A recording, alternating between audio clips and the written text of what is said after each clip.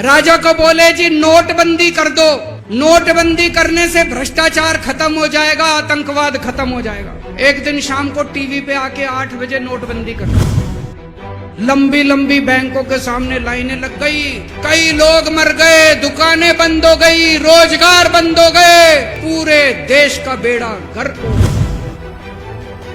फिर एक दिन कोई आके बोला जी 2000 का नोट ले आओ। राजा 2000 का नोट ले आया। 4 साल बाद कुछ लोग आके बोले जी 2000 का नोट बंद कर दो। राजा ने 2000 का नोट बंद कर दिया। राजा को अक्ल तो थी नहीं, बेवकूफ था, अनपढ़ था। एक बार कुछ लोग आके बोले जी ये किसानों के कानून बना दो, इस कानून से किसानों का भला होगा। राजा ने कानून बना दिए, पूरे देश के किसान सड़कों पे उतर आए। 750 किसान मर गए आंदोलन में, और 1 साल के बाद राजा को वो तीनों कानून वापस लेने पड़े। राजा अपने दोस्तों का बड़ा ख्याल रखता था। एक दोस्त ने 10,000 करोड़ रुपए चोरी कर लिए, राजा ने उसको देश से भगा दिया। दूसरे दोस्त ने 20,000 करोड़ चोरी कर लिए, राजा ने उसको भी देश से भगा दिया। पर एक दोस्त ऐसा था जिससे राजा की ज्यादा ही दोस्ती थी। उसको उन्होंने सारे एयरपोर्ट बेच दिए, सारे जहाज बेच दिए, सारे सी पोर्ट बेच दिए, खदाने बेच दी। उस दोस्त पे राजा मेहरबान था। राजा का एक और दोस्त था। वो दोस्त इतना गंदा था कि उसने कुछ अंतर्राष्ट्रीय खिलाड़ी महिलाओं के साथ बदतमीजी करी, लेकिन राजा ने दोस्ती नहीं छोड़ी। चौथी पास राजा, ये कहानी एक राजा की है, एक चौथी पास राजा की कहानी है, एक अहंकारी राजा की कहानी है, एक भ्रष्टाचारी राजा की कहानी है। इस कहानी में राजा तो है, रानी नहीं है। तो एक महान देश था। उस देश के एक गांव में, बहुत गरीब घर में एक बच्चा पैदा हुआ। ऐसे गांव का ज्योतिषी आया, उसने बच्चे की कुंडली देखी और बच्चे की माँ को बोला कि माई, तेरा बेटा बड़ा होके बहुत बड़ा सम्राट बनेगा। बच्चा धीरे धीरे बड़ा होने लगा। उसका पढ़ने लिखने में मन नहीं लगता था। पढ़ते पढ़ते क्लास करते करते चौथी में आके उसने नाम कटवा लिया। उसका पढ़ाई लिखाई में मन नहीं लगता। गांव के बगल में एक रेलवे स्टेशन था। वो बच्चा वहां स्टेशन पे जाके चाय बेचने लगा। बच्चा बड़ा हुआ, बड़ा होके बच्चा उस महान देश का सम्राट बन गया। लेकिन राजा तो अनपढ़ था, उसे तो कुछ आता नहीं था। वो राजा अनपढ़ था, उसे लगता था मैं अगर अफसरों से पूछूंगा तो मेरी कमजोरी सबके सामने प्रकट हो जाएगी। अफसरों को लगेगा मेरे को कुछ आता नहीं है। अफसर जो मर्जी लेके आते थे वहां साइन कर देता था।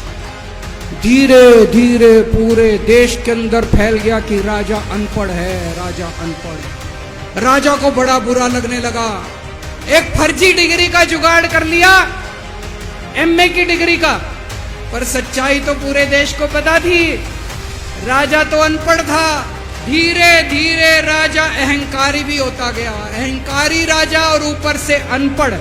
एक बार उस देश के अंदर बहुत बड़ी महामारी फैल गई। चारों तरफ महामारी फैल गई, लोग मरने लगे। किसी ने आके बोला जी थाली बजवाओ तो देश ठीक हो जाएगा।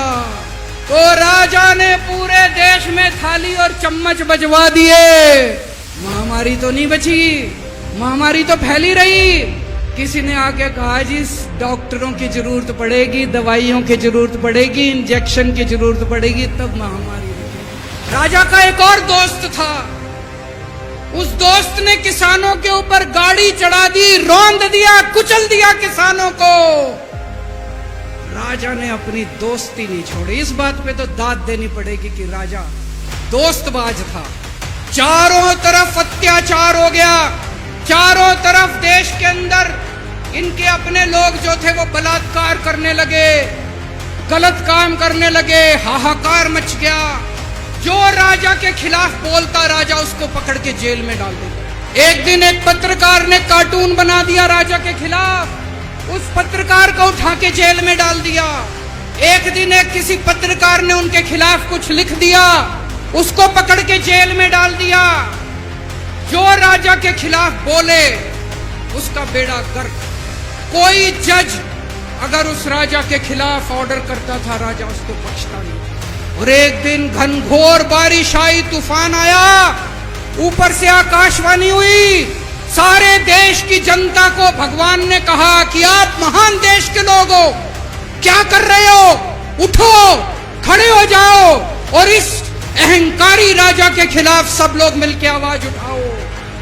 और उसके बाद दोस्तों सोई हुई जनता जाग गई और 1 साल के अंदर उस अहंकारी राजा का राजपाट जनता ने उखाड़ के फेंक दिया। और उसके बाद वो महान देश दिन दूनी रात चौगुनी प्रगति करने लगा।